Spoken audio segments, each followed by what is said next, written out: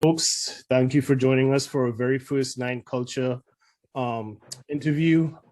This Nine Culture is mostly about the idea of sharing cultural backgrounds and showing that ethnic diversity and how it results into sports. Because the whole idea behind culture is what drives them and motivates the athlete to really perform at their highest level. And I think today I have the great opportunity of interviewing Trinidadian legend, home of my land, and I'm very excited, and I would like to welcome the world to Mr. Everald Cummings. And then Mr. Cummings, is it cool? Did I call you Gali or is it Mr. Cummings? Yes, no, Gali is good enough. All right, cool. So yeah, just to kind of introduce the world to who you are for those who not as familiar with Trinidadian football and our history, just kind of give, the public kind of like a brief overview of young Gali Cummings and where you came from. I came from the corner of Dundonald Street and Melville Lane. That was a stone throw away from the Queen's Park Savannah. Mm-hmm. So back in the day, as a child, the Queen's Park Savannah was like the mecca of football in Trinidad and Tobago.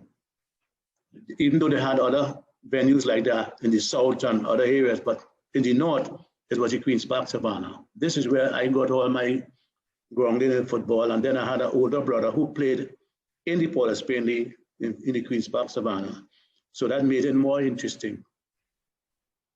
So yeah. basically, I grew up in that environment. Nice. And I mean, similar, also like you growing up, you also had a lot of influential individuals that grew up around that area. Like you said you had Peter Minchell that lived around the corner.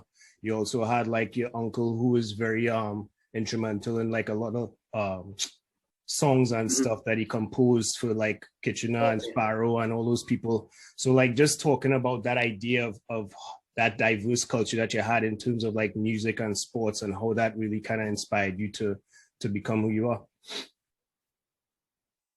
Okay, I live, this was my first taste of music. I live next door to Bertrand Innes, who was arranged and directed and did all kind of music with calypsonians like Sparrow and my uncle Lord Christo and Sandoli and Nat Pepburn and a host of others. He was like the main person for arranging calypsos for the calypso tents and for recording from musical situations. And so I was like a child going to sleep to music and waking up to music. And it was next door to me, and the partition we had was if somebody only if somebody was talking secrets, you could hear it. So you could imagine how much I heard that music every day. Yeah. And then what was amazing also is the fact that on the other side of me, on Melvin Lane and Donald Street, was a Olive Walk of La Petite Musical. Mm-hmm. She was the person who, if you remember back in the day, had shows like Mango and all these kind of things. She was person behind that, and at the same time, the ethnic diversity basically was like some houses, about 2 or 3 houses up from Olive Walk was Pat Gomez, who at the time was the goalkeeper for Trinidad and Tobago. Mm-hmm. And then opposite me on Donald Street was Marcus Minchell, Peter Minchell's elder brother. Okay. He was the goalkeeper for Shamrock, who was also playing in the Port of Spain League. And a little bit back Melvin Lane towards their street, like you're going towards Tranquility School, was the Valdez brothers, who were national lawn tennis players. Okay. And then you had, if you want to go down another street and near to Darwin Lane, near Fitzgerald Lane, you would have bounced up on Mike Agostini, who was the Trinidad and Tobago 100-meter sprinter at the time. So the whole area was sort of overloaded with people of worth. I mean, when I say of worth, I mean in sport and the culture. And back in that time, after a football game, or when you had a big game like Maple versus Malvern or Maple Shamrock or Shamrock Casuals, you had the whole place sold out. And I was a child in my backyard, listening to that roar from the crowd when a goal was scored or somebody did something fancy or back in the day, whatever. At the same time, when I got onto the national team at age 15, which was very young back in the day because I had about players 10 years, 12 years my senior. Mm-hmm. And when we were going to games, we used to sing calypsos. That used to like easy tension at the game itself. So we sang, I learned more calypsos living next to Cummings and playing in the national team back in the 60s than any time ever. And what was amazing sometimes as a child, when I was in primary school, and my uncle, Lord Christo, he was the MC at the original Young Brigade 10 with Sparrow and all these guys, and he was the MC, and I used to run away from home in the night, go down to the tent to hear a couple of calypsos, and he would let me in the gate, give me a soft drink, and make sure I was comfortable. And when time was right, he said, hey, time to go home before they start missing you. You know, this kind of way. So, so I had all that positive influence around me, which at the time was very good, because when you look at now, it's a different, as the old people say, a different kettle of fish. Yeah, and it's funny too, because I remember like my uncle, Edmy Gibbons, who passed a couple of years ago, he used to play for Phase 2 Pan Groove. And I always remember him used to be playing these steel pans. So I always used to remember waking up to that steel drum and stuff. And he used to take me to when he used to play basketball, and that kind of transitioned me to learn about basketball at an early age.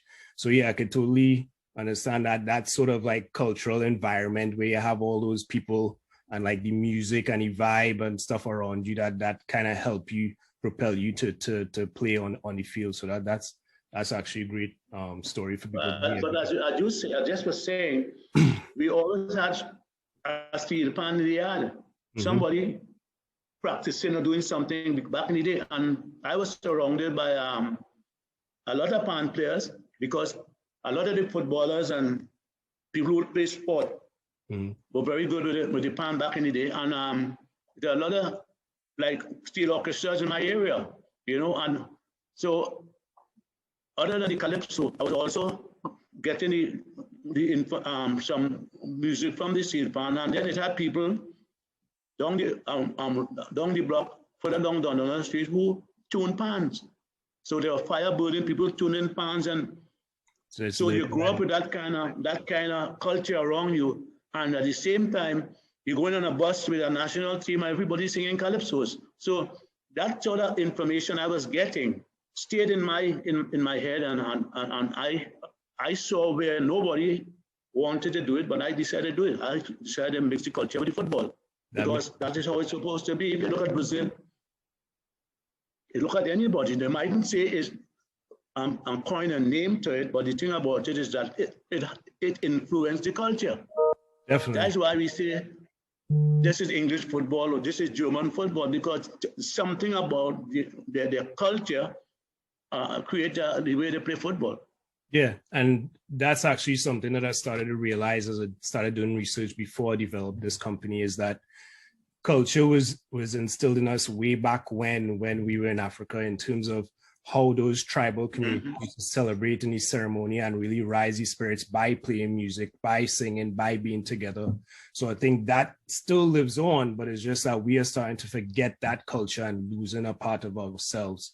And I think that's why it's important for people to kind of hear your story, because I think the way how you kind of spoke about it in the book, it really kind of resorts back to all of those early roots that you learned growing up, and how you kind of like executed that going on as you progressed in your career.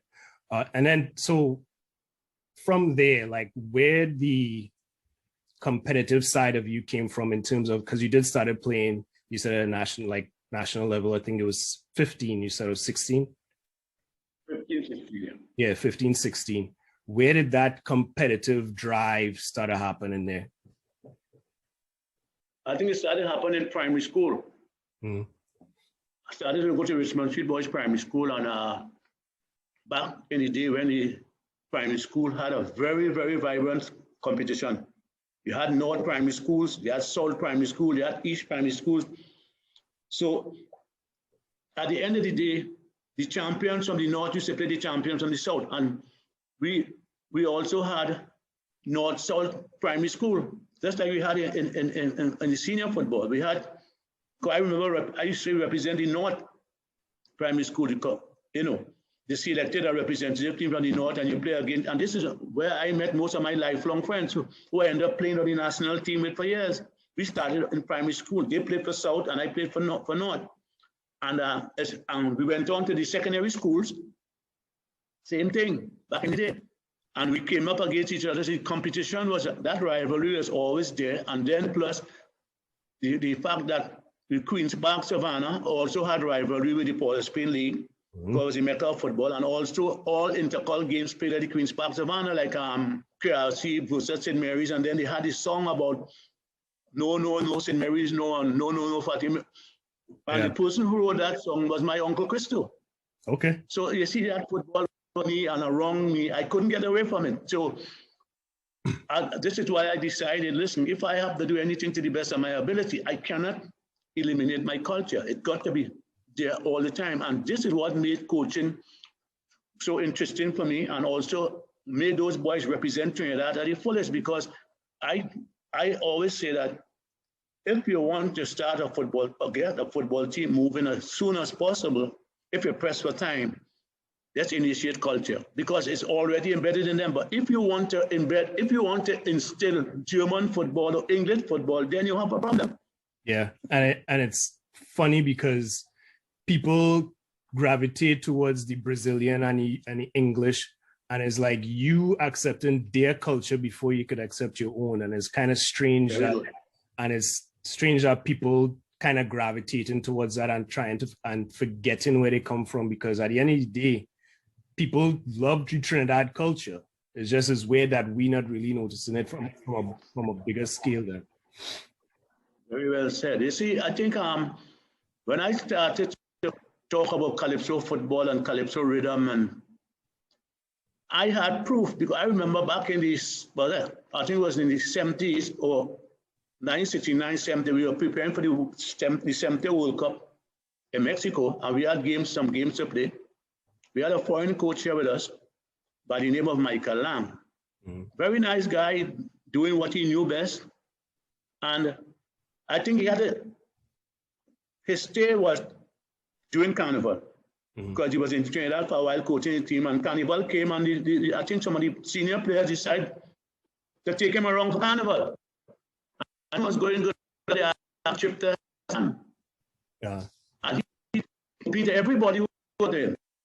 But they didn't have the rhythm like the Trinbagonians. And I don't know how much more you can try to make Trinidadians understand that we have something unique. And if we use it, it will be very productive, in the sense that in 1980, when I was using the Kaisoka soccer, all stadiums sold out. That national stadium, I said, was built for 25,000 people, and nobody could sell it all. I was filling it up in practice games. Yeah. And you see, but the thing about us as a people, we need to understand that you could lose a game and not be able.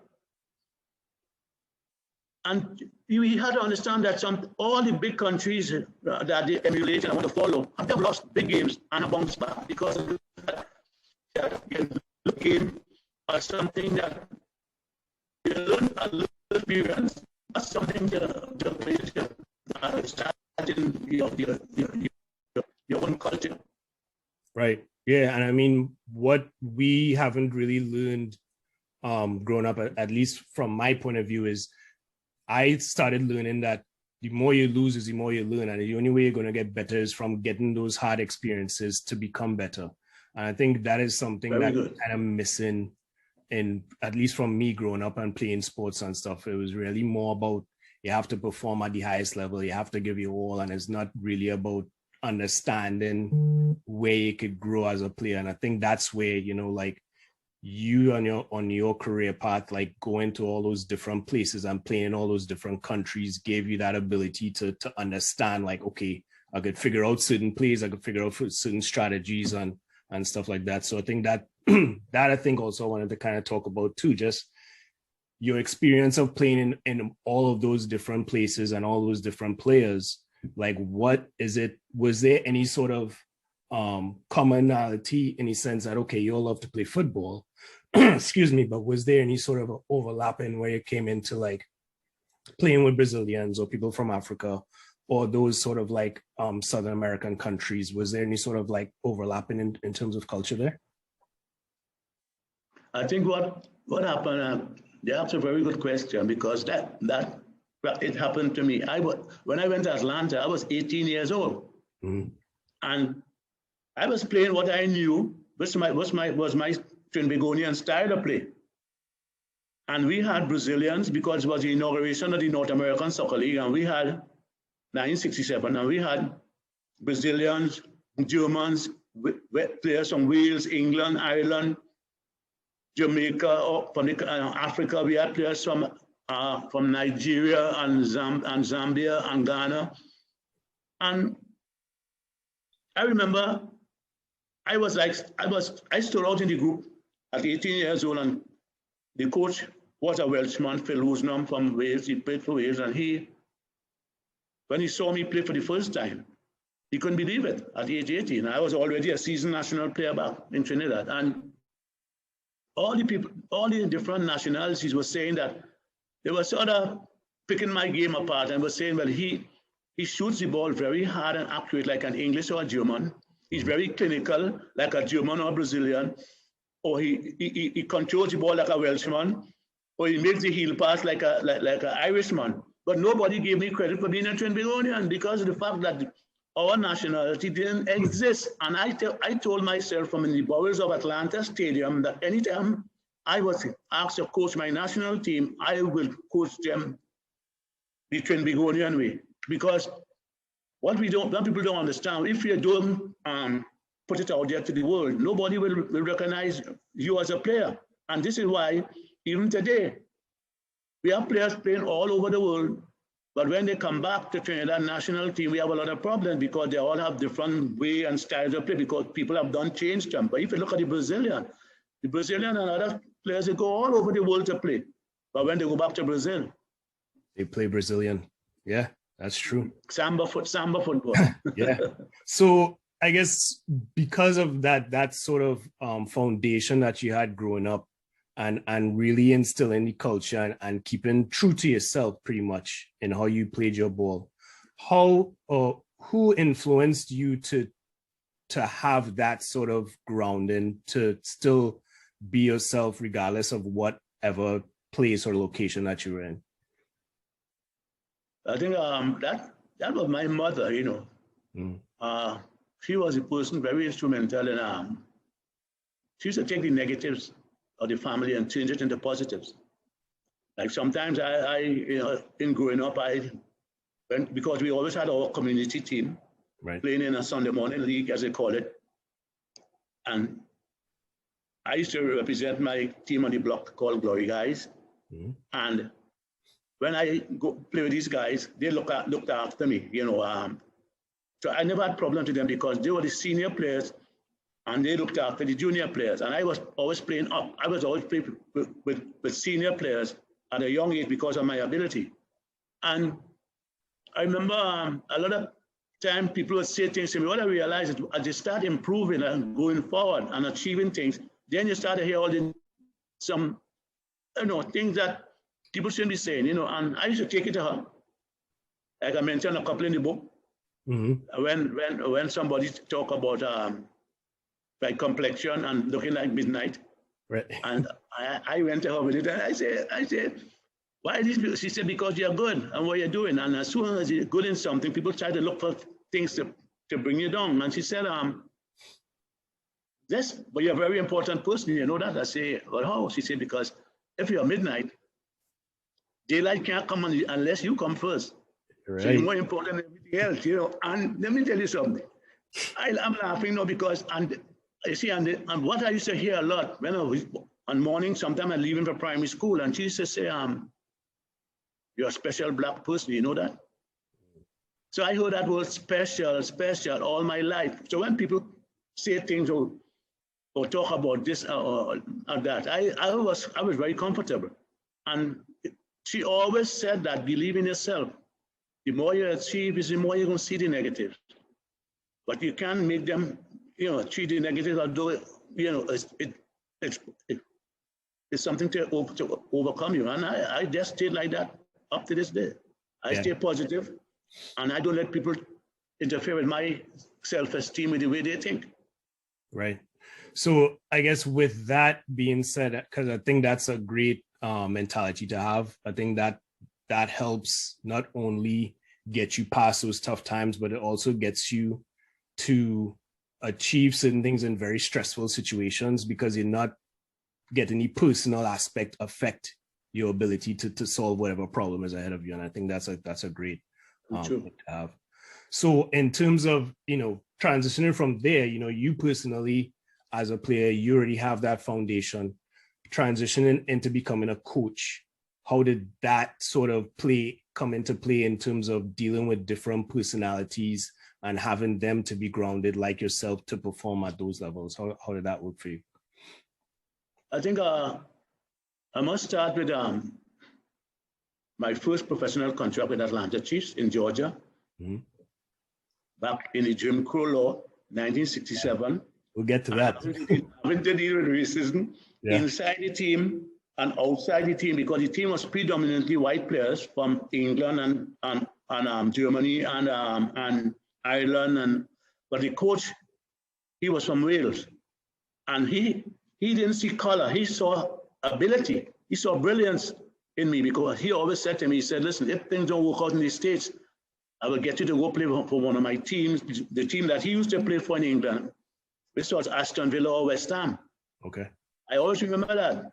And he saw me as that kind of person, and we had a very close relationship, because I could have gone to him with things that I heard, racial stuff in the team, and he will try to put a stop to it, but which he couldn't, but he tried.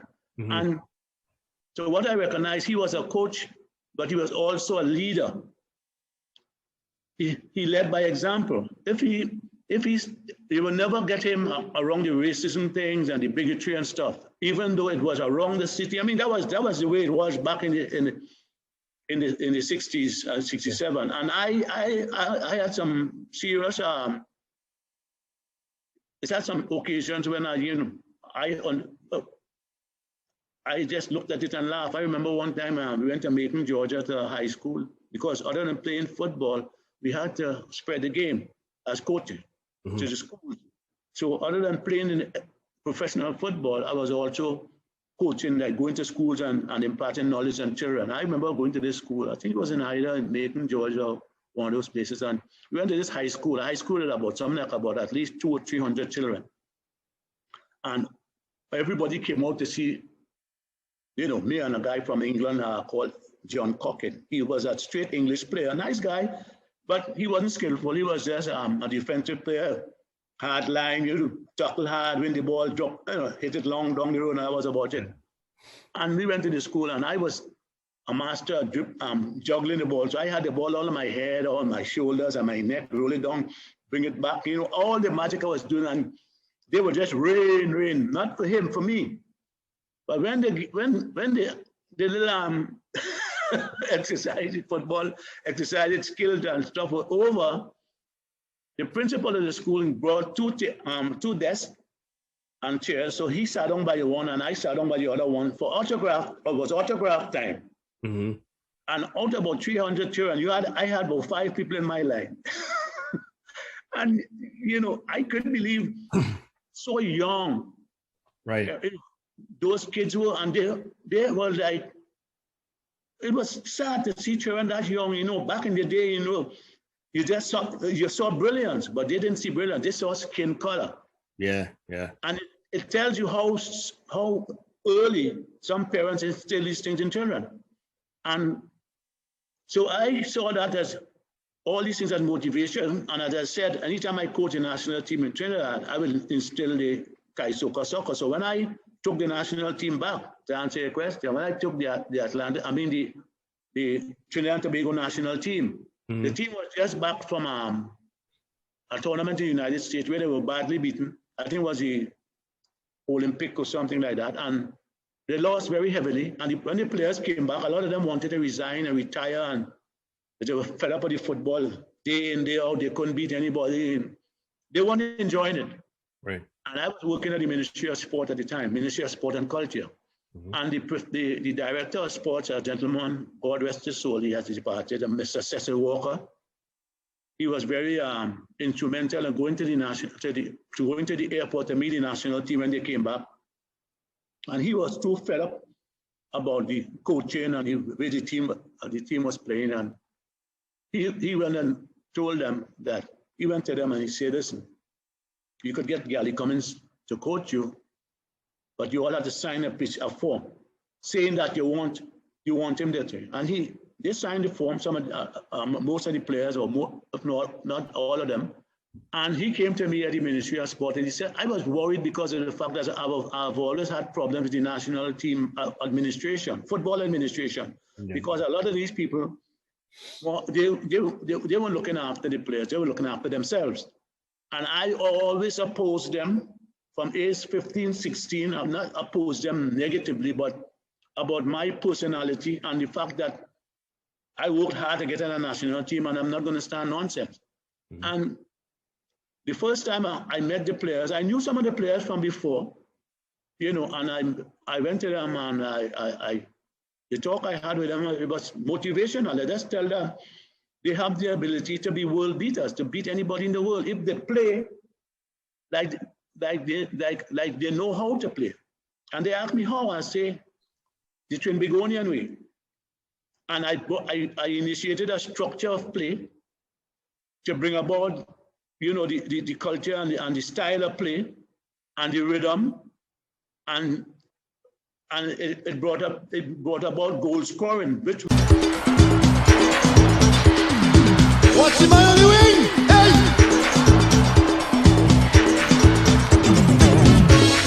Dribble on there, dribble on there. What's that shot? Dribble on there, dribble on there. Mama woke up fever in tongue, bacchanal in the stadium. On the road we go in Italy. Calypso football at its best. TNT versus the rest. Before I came, they had some coaches from I think was from Europe, Germany and Holland and these places, and who was only talking about Johan Cruyff and Neskins and all these guys. These guys didn't know who Johan Cruyff. They knew him from on the television, but if we wanted Johan Cruyff to come to Trinidad to show them how to do something, we couldn't get him. So I had to tell them, listen, you have to use what you got. You got me, and I could bring all some of the past national players to come and show you what to do, and I did. I brought about 4 players who played around my time, who are still playing, like Ron Lafayette, Leroy Span, and these guys, and them, and they joined the team, and they started to show them how to play the Trinbagonian style. And the first game we played, we had to play the US again after the US had beaten them in the Olympic, about 5-1 or 4-1 or something like that. And the US beat us on a penalty kick. But the people saw the change in the team. And it took me 2 weeks to change around the team. All I did is to initiate structure and organization within the context of team play and get them to play what they know best, which is the Trinbagonian way. And what helped me a lot as a coach is that I had some cultural icons like Lancelot Lane, who I remember playing Costa Rica at the Hazy Crawford Stadium, the then National Stadium, and we tied the game 1-1. And this guy came with a placard in the stands and was saying things like, if Gally wanted to use culture and football, he should go and play match with Peter Minchell and, the regular kind of stupid talk. And he saw those things, and he came to the dressing room after the game and he said, Gally, I want to have a talk with him. Well, I knew him from before. I knew who he was. He said, listen, man, he said, you're on the right track. But the problem we have in this Trinidadians don't understand their own culture. Mm-hmm. He said, we have to sit down and put something together like a video and play it every day so they could understand it if they didn't know how. And both of us, we put something together. He came home at my home here, and he started filming. And that helped a lot because it started, what he did, he started to break down the culture in the football, like the dribbling and the controlling and turning and leaving people standing, don't know what's happening. And people started to say, oh, that's what he meant. And after that, we also came up with the name Strike Squad for the team. It was because of him, and everything went from there.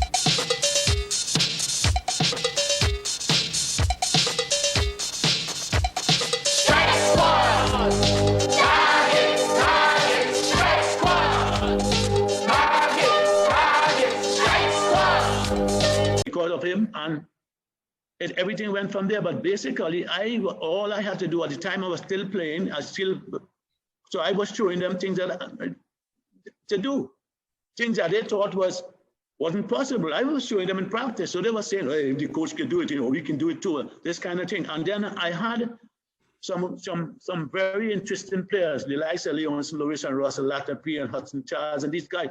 I mean, these guys were playing for the national team maybe a year before I came as coach, but nobody asked them to put their poetry in motion. So they were just hanging around playing a German style or something, nothing wrong with other people's style, but why should you want to make it 90% of your football? 90% of your football should be your style of play, and whatever foreigners have that we can use, that will be the icing on the cake. Yeah, definitely. You mean you wouldn't ask Johan Cruyff to teach you how to dance in carnival time? Okay, that's it. Why would you do it in football? I want you to talk a little bit more about because you mentioned rhythm, and I think rhythm is very important. And for somebody like the younger kids and stuff who could only look up to the players like they see on TV and stuff and seeing their style of play, how can they, as a Trinidadian, being born from Trinidad, we understand the steel drum and the drums and stuff like that. But in terms of rhythm, what is it in terms of a Trinidadian player rhythm kind of works within in football? I think basically what you have to do, you have to combine speed with technique and skill. You see, the Brazilians play with the rhythm, but the samba is a little slower than us. Yeah. Yep. Oh, we are a little faster. So we have to do things a little quicker, especially around the penalty area if you want to score goals. And what I did is like had these guys speed up the game and demonstrate skill and technique and skill with a little more speed. So when they go past people, they couldn't catch them again. And all that, but we weren't doing that all past the field. We used it a lot to finish.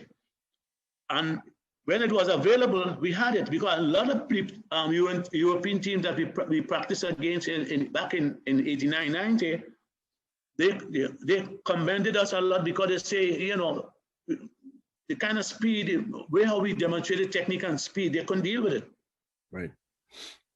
But then again, you have to have a coach who understands what he's doing because we have played so much different styles that people are hardly even recognize if you're playing a Trinidadian style. Yeah. And I think that also relates to that formation, that 2-3-2. Oh yeah, 2-3-2-3. Yeah, 2-3-2-3 makes sense because even from me playing football growing up and stuff in my school and then transitioning here in the States a little bit we have a Trinidad community team that we have a couple clubs that we play in Maryland. Just the formation and the way how you explained it in that as Trinidadians, our level of what you would call it, like our focus is very short term, like we have a short attention span, so it makes sense in terms of how close we are and how close we could knock the ball, because a lot of times, in the offside trap, we have fellas who just not thinking or they're tired and they run back. Right. So I mean that formation made sense when I saw it, and I was like, I never heard about it. But when he was talking about it, I was like, yep, that totally in line with how we as Trinidadians just think and how we communicate and stuff in terms of playing ball. Yeah. But totally. I'll tell you something. I remember there was a coach here from Holland by the name of Jan Vajkus or something like that. always had problems pronouncing his second name. From Trinidad, just called him White Crave. He came here, and with all the trouble, was a nice guy, and this was back in 1984, I think. And I was coaching the Barataria ball players at the time, and I was working at the Ministry of Sport at the time. And he asked me to, he was trying to get all coaches of the National League on the same page with him, which is good. And he summoned all of us to a meeting. So about 20 coaches, we all were there. And he had initiated the 4-4-2 with the offside trap, the disruption in defense. And I sat down there and listened to him for almost 45 minutes, talk about what he wants to do, and no local coach disagreed. So I said, listen, I don't agree with what you're doing, because you're not leaving any space for Kaiso creativity. Because what you're playing is just a straight up, send the ball up to the forward line, push up from the back, and if they counter-attack you, they'll be offside. I said, Trinidadians going to go to sleep. And so I started to question him. And a lot of the coaches there felt that I was being disrespectful to a foreign coach. I wasn't being disrespectful. I let them know, listen, it have somebody here who understands football just like you do.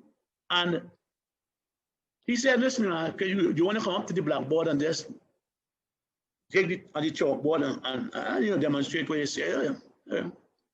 I said, yeah, no problem. So I went up there and I explained to him how I would play. Right.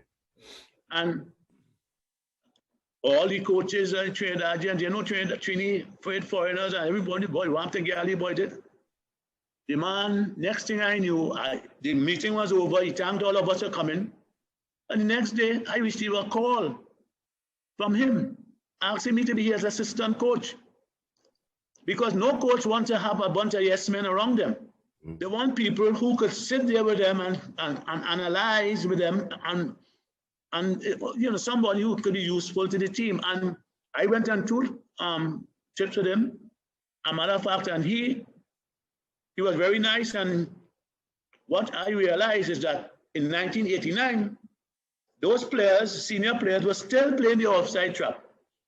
Our first game against the USA in Torrance, California, where we tied 1-1, our first goal was scored on us because our team played. I was trying to drill the 2-3-2-3, and they was, but the European style it was embedded in them. So I had to work that out of the system. So they tried to play an offside trap, and that's how America scored the first goal. And I had to let them know, listen, we have to have the 2 central defenders behind the wing link, else we'll get goals all the time. And a matter of fact, everything worked after that. I started when I went back home, as you said earlier on, when things doesn't work, you don't give it up. Right. It's more practice, and more education. And when we went back home, I started working it again, and they started to understand it, because what happened, they got accustomed to 4 guys pushing up. And that cost us our first goal anyway. And I had to work on it. So what I decided to use, instead of using lateral lines, because when you play a 4-4-2, that is lateral lines, because you for the back. But the formation I was playing, I had to use diagonal lines. And diagonal lines always permits you to have coverage. Once one line was forward, the back of the line was in a covering position, just because it's diagonal. But when you have lateral line, you had to play an offside because you couldn't do anything else. And if the offside trap don't work, then you had problems. And what I recognize also is the fact that I thought that a lot of those coaches who were coaching national teams in Trinidad and everybody was talking so highly about, they knew nothing about football. Because even when I started the coaching team, they didn't even understand what I was doing. I took the 2-3-2-3, that's an old system. I reorganized it, modified it, and brought it back to the national team within the context of team play. And all I let those guys recognize the fact that you had a role and responsibility that you were in charge of. And you have to play a role. It means if I go forward, you can go forward too. Especially in the midfield. And we started to score goals. We started to see the brilliance in Latapia and York and all these guys. And I always remember, I said I talk about Dwight York because he was one of the shining stars. He reminded me of me when I was his age, because he came on the national team at 16 also. And I remember we were playing against Honduras on the Queen's Park Oval, the first World Cup game against Honduras, 1988. And I brought on Dwight York in the second half because I was concerned about using him too early, because I didn't want him to fall apart, because I was using him in the second half most of the time. So when he came on the field, he would see himself being a success. So I would bring him on when the opponents are tired, when they are tired. And that game, he came on as usual in the 60, I think it was the 60th minute of the game. I think it was the 55th minute of the game against Honduras. And the Trinbagonian style again, he came on the field, and when he was warming up, a little drizzle of rain fell. So the field was slippery. And he came on and he just started to put guys on the ground with his body movement and combining with the other players, him and Latipi and Lewis, they just tore Honduras to pieces. We hit the crossbar, we hit the goalkeeper, all sorts of things. But the game, what was nice about the game, what motivated me to continue with the team is that after every game, the spectators will come by the dressing room and clap the team. I have never seen it before. Because they saw a change in performance. They saw the attitude of the team change, the performance change, and what happened is that the stadium and the Oval started we had sold out crowds. But as I said, what happened is that we had a lot of other coaches who were just mouthwashing the team for no reason, because I was doing what they couldn't do. And this is the problem we had. We in Trinidad and Tobago, we have a lot of people, instead of they give you the support, they tell themselves, if he succeeds, it make me look bad, so he won't succeed once I'm around. And that was it. But coaching that team was very easy. All I did was implement a structure, an organization of team play, a system that coincided with the players' ability, and let them be proud to be Trinbagonians.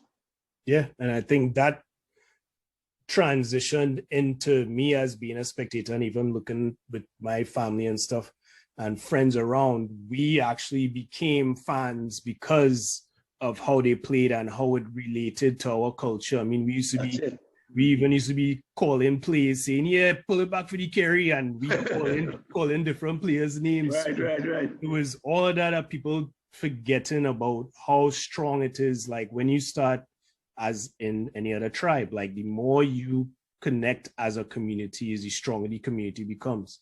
That's what I think, as far as the strike squad and that legacy, kind of transitioned. I mean, to this day, I don't look at it as a loss per se, against the US, because we were at that level, and everybody would still remember that day because of how we played and that sort of community. And right.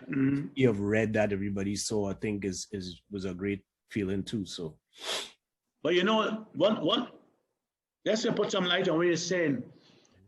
I thought I was a coach of the team, and I had to look at long term. So I was looking at 1994. I knew we lost the game. I was upset, everybody. But the team was a young team, everybody, and I was looking ahead. But other people had other agendas. Because what's amazing, and I want to talk about it. As I was coming out to do the interview with you, I was looking at a picture I had inside on the wall. I kept it for personal reasons. It's a picture of the National Stadium when it was oversold, November the 19th. Now, we all in Trinidad, we have this as a part of history, on our wall. This was how the stadium was looking. But then what people don't understand is that crowd in the stadium was overselling the stadium at the time. Mm-hmm. That crowd in the stadium, as much as people might look at it as history, that if people had gone to jail because of that picture would have been evidence to the fact that the stadium was oversold. But we don't look at it that way. We see it as history. Boy, look at the big crowd in the stadium. But if people had died that day, let's say the stadium had collapsed, as the architect said, I wonder if we've been still looking at that picture for what it's worth. And this is what worries me about Trinbagonians. You see, we take positive people and positive things and make them negative, and we tend to hold on to the negative, not the positive. And I know that any part of the world, people would have been jailed for that, and especially that picture. A picture tells 1,000 words, and that picture is a picture of the stadium being oversold. Nobody, you couldn't see the entrance, you couldn't see no exterior. This is the picture that they have, that we have, and people have it down as history. And I look at it and I say, look at it, where we are now with our young people. And we have to be very careful what we do, because you know what's amazing? I don't know if you recognize that, but we played our first game in Torrance, California on May the 13th, 1989. Our second game was November the 19th. Have you ever seen a return game stay that long? It's amazing, huh? Yeah. But people don't study those things, and they know it's amazing too. Before we played our first game in Torrance, California against the USA, Costa Rica had already played 2 games and the USA 2. And we were now playing our first game. How can a competition could be even, Stephen, if people are done getting points and butterflies out of their stomachs when we are now getting it in order? So you cannot play 2 games before I play my first game. Right. In a competition. It's unfair. But as I say, this is a story for another time. Yeah. I mean, there's a lot to cover. Too much to talk about. You go ahead, I'm listening. So, Jim Crow law, other stuff happening. I mean, obviously you're very grounded in terms of like who you are and your culture. But I mean, was there a point in time that you were like really tested in terms of how it affected your play, or did it just you just kept going in terms of understanding what your goal is and what you aspiring to become? Well, I think when I got that contract to go to Atlanta, I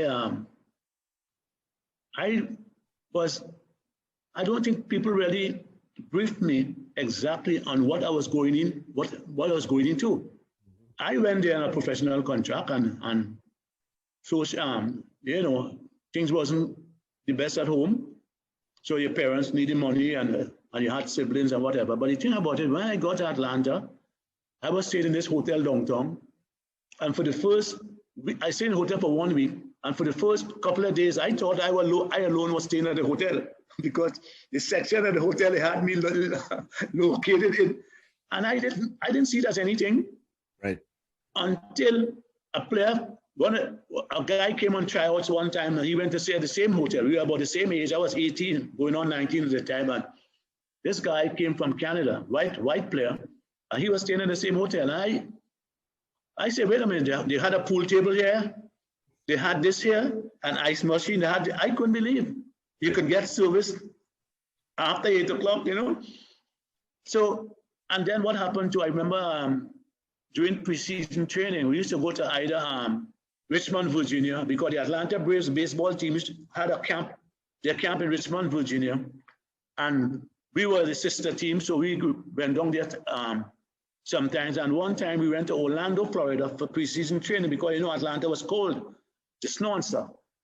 And I remember my strength in football is my quick dribble, and I could have hit the ball from any place. My 35 yards, that was normal to me. And we were playing a game against Orlando 11, and I received a ball coming into the penalty area, and things that I do normally in Trinidad and the National. I take a shot and goal and score. Right.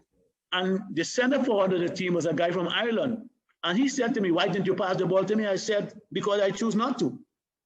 I made a decision, and I scored a goal. Well, how much more than that you want? And he said to me, he used the N-word. And I said, but I had two Jamaicans in the field with me. And one thing I could say with Jamaicans, in the Caribbean, they don't stand nonsense, Yeah. And I credit a lot of my social life in Atlanta to them because they were very positive socially. And they heard when he said that because they were also on the field, and they said, listen, you have to take that to the coach. And I took it to the coach, and he brought the guy in. But the guy stayed with the team, but I don't know what he said to the guy, but I couldn't believe it. And I remember sometimes also, when we were after training, we all would shower together. But when I look around, I said, wait a minute, only the black players were showering together. So even the team, it was ram crap in the team. I remember starting the first game for Atlanta Chiefs against the Baltimore Bays in Maryland. And there was this player from England who came over, and he felt he should have been playing in front of me, but the coach picked me. And I saw him having it out with the coach because they were about the same age. The coach was a young guy. And so anytime the coach took up for us, he had problems with the white side of the team because they saw him as a white guy, taking up for it. And I remember times, we would go downtown Atlanta for a little milkshake and French fries and a hamburger. One time, me and all the black players, we went down there, the Jamaican friends and African, we went down there. And we sat down, and I was waiting. I wanted to find out why our hamburgers and fries were taking so long and other people were getting theirs, other than white people. And then, but I saw the white audience like looking at us, and we were from the States, so we didn't understand the depth of the racism and bigotry. And this guy walked over to us and he said, I saw you all practice this morning at the Nationals at the Atlanta Stadium. He said, you can't sit here. The only time we saw white people, they had a booster club for the team, a fan club, so we could, at the stadium club. So after the games, we would go up there and everybody was together for fun. But when we left the stadium, we'd go to our separate homes. That was it. You were your own. If the white players had a christening or a birthday party, we couldn't go because we couldn't go in the white area.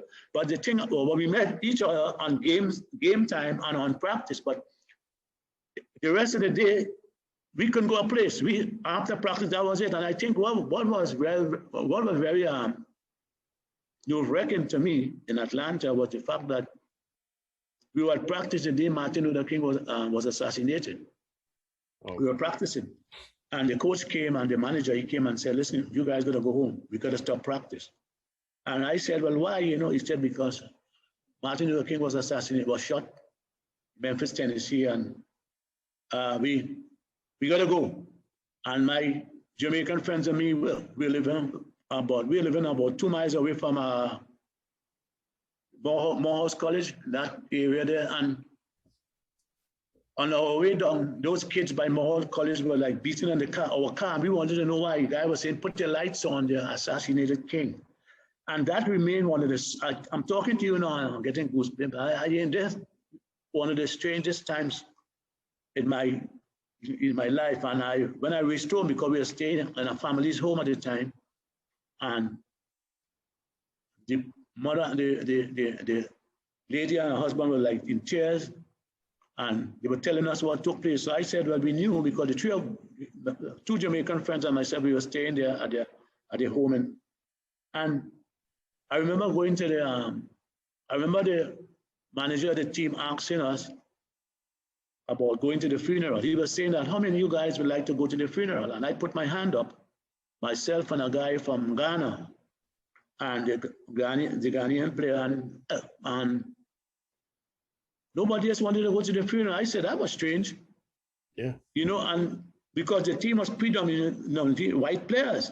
We only about 5 of us out of 22 players were black. And I went to the funeral, and I was so happy I did because of the fact that entertainment and sport traveled together. Mm-hmm. So when I entered the bus, the first person I saw was Aretha Franklin. Wow. And then I saw little Stevie Wonder sitting next to her. And then I saw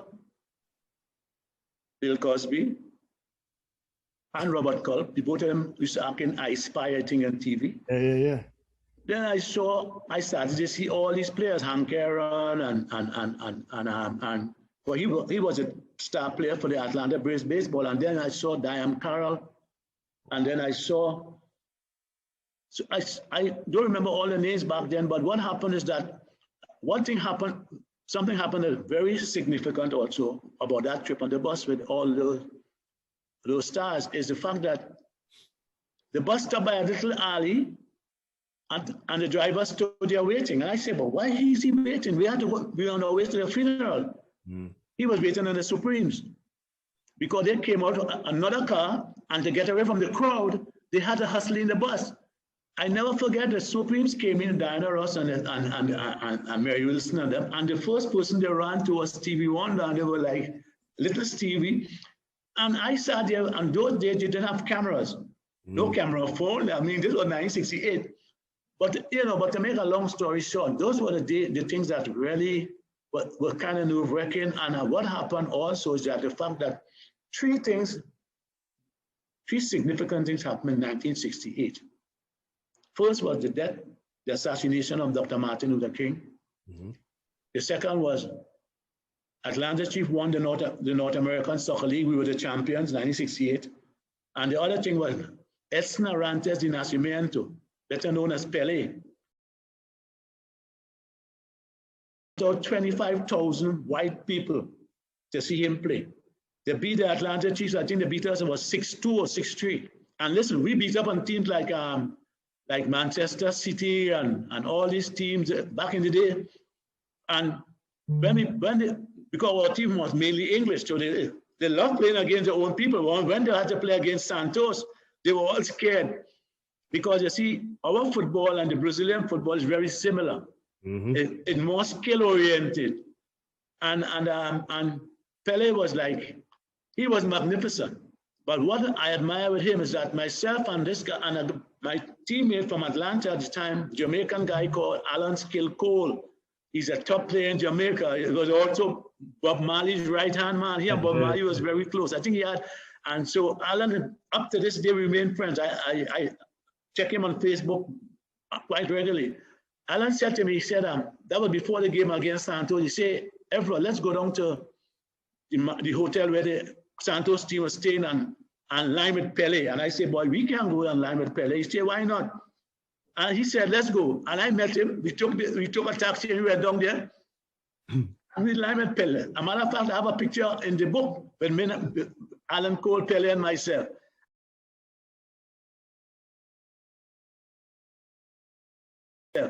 And Pele signed the ball, he kept the ball. And after the game, it was nice to talk to Pele.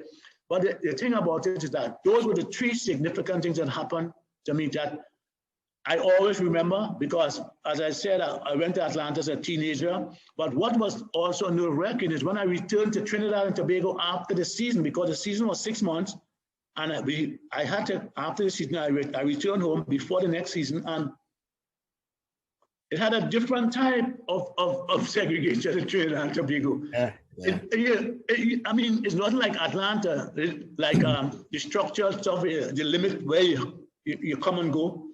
But there were also something there. And I looked at it, when I got back there, I said, wait a minute. You know, we had to really be wasting time in Trinidad and Tobago, because when Martin Luther King died, I mean, the entire United States was on fire. Yeah. Trinidad, we just talked that stuff, but basically it was nerve-wracking. When I go back to Trinidad, I had more freedom of movement. And then when I went back to Atlanta for this beginning of the season, my movement was limited again. So I had to deal with all that as a child, as a teenager. But as I said, all of those things helped my experiences as a coach and leading people. So it was very easy for me to lead because I had so much experiences, so much things to talk about with my team. And and it's nice for players to know what their coach went through. Right. Yeah. And then was that also the same period of time that you really kind of honed in on that kind of Kai soccer mentality. That yes, that was the same time. I always call it in the bowels of Atlanta Stadium because the dressing rooms was at the bowel of the stadium, and I always said that because I think what happened in 1967, I must tell you that after my first season with the Chiefs, the Atlanta Chiefs, I went back to Trinidad and I was playing. I went back to my old club, Paragon Sports Club, and I was playing some ball with them. And I remember this guy at the sideline, he said, listen, nah, that's not the galley we know. Before he left, he wasn't playing that kind of drop it long and run it down kind of football. He would dribble 2 on 3 and it was what people already recognized that I was losing my Trinbagonian rhythm because of the fact I was playing between the British and the Germans and all these guys. So what happened is that when I went back to Atlanta for 1968 season, I said to myself, I don't care if they put me on the bench, but I'm going to play what I know. And they did put me on the bench. But as I say, for a cause, because I decided, listen, because what they did, I was a striker. They got me from the national team as a striker, and they were playing me at right wing because they had a tall striker from England. I had to go down the wing with my dribble and put the ball over, see he can finish. So it was all about me. I preparing the way for him to score goals. But as I say, when you're in Rome do like the Romans do. So I did all. I was being paid as a professional, so I did it. But I wasn't comfortable doing it because they had me playing out of position. But so the next 1968 season, I decided, listen, if it's going to line me in the bench, I have no problem. But nobody's going to take me away from my culture. And I played it in Begonia, and the crowd enjoyed it. But the coach decided, listen, we have to wait until you do all that fancy stuff before we get the ball. So better you sit on the bench. Yeah. I sat on the bench, and that year we won the season. And it was very instrumental in the fact that in 1989, I had a story to tell my players. That's great. Real quick, because I'm going to ask you some quick questions. Okay, go ahead. First and foremost, I have to ask you, who's your favorite team today? I don't know who's playing. No, well, I mean, in general, football. When you say team, what do you mean? Football team. No, I don't have a favorite team. What I do, I see a lot of Trinidadians supporting teams from England and Germany and all over. And I like to see good football. So if there's a good game, I look at the game. I don't have a team. Do you have a player? I like to see Cristiano Ronaldo play. I like to see Messi play. I like to see Dwight York play, and I like to see Russell Latapy play. I think that those two Trinbagonian players could have played at any level of world football. 100%. I mean, Dwight York to me is still the best striker from Manchester. That's it. Yeah. And I think Latapy, and I feel very privileged to know him because I played with all his uncles in school, his uncles, and I also I know his mom very well. And as I said, I feel privileged to know and coach Russell. Nice. In terms of music, of course, what's your genre? I know my dad loved a lot of classical stuff, more or less, but he more Kaiso than anything else. Who are your artists that you love listening to? I'm Kaiso.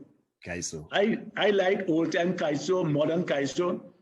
I like the soca and the young people, but as I say, I have lots of tapes with all those guys, and I even was listening to my uncle Christo, some of his old calypsos. I will get it on YouTube. Sing, Mama, look a boo. They shout. The mother told them, shut up your mouth. That is your daddy. Oh no, my daddy can't be ugly, so shut your mouth, go away. Mama, look a boo boo day. Shut your mouth, go away. Mama, look a boo boo day.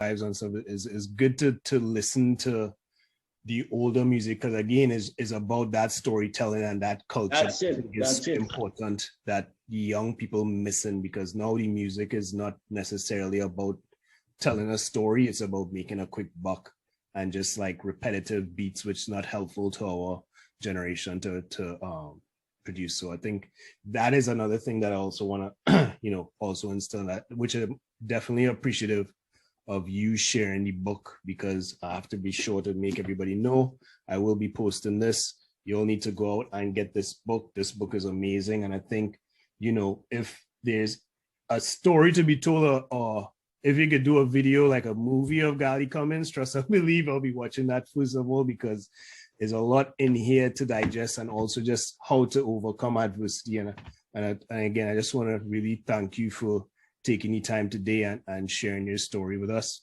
Hopefully, you know, we could continue the conversation, because yeah, we'll need to, because we have a lot to talk about. Yeah. So yeah, thanks again. And yeah, we'll continue this conversation, and thank you for joining us on Nine Culture. Thank you very much, Daryl. I enjoyed it very much, and I'm looking forward for part 2. All right, thanks. Okay, God bless.